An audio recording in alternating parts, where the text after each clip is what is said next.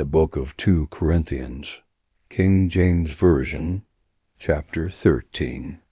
This is the third time I am coming to you. In the mouth of 2 or 3 witnesses shall every word be established. I told you before, and foretell you, as if I were present the second time. And being absent, now I write to them which heretofore have sinned, and to all other, that if I come again, I will not spare. Since ye seek a proof of Christ speaking in me, which to you ward is not weak, but is mighty in you. For though he was crucified through weakness, yet he liveth by the power of God. For we also are weak in him, but we shall live with him by the power of God toward you. Examine yourselves, whether there be in the faith. Prove your own selves. Know that not your own selves how that Jesus Christ is in you, except there be reprobates.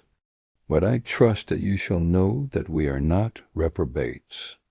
Now I pray to God that ye do no evil, not that we should appear approved, but that ye should do that which is honest, though we be as reprobates. For we can do nothing against the truth, but for the truth.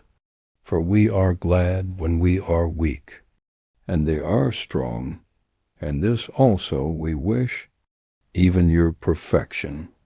Therefore I write these things being absent, lest being present I should use sharpness, according to the power which the Lord hath given me to edification, and not to destruction. Finally, brethren, farewell. Be perfect, be of good comfort, be of one mind, live in peace. And the God of love and peace shall be with you. Greet one another with an holy kiss. All the saints salute you. The grace of the Lord Jesus Christ, and the love of God, and the communion of the Holy Ghost be with you all. Amen.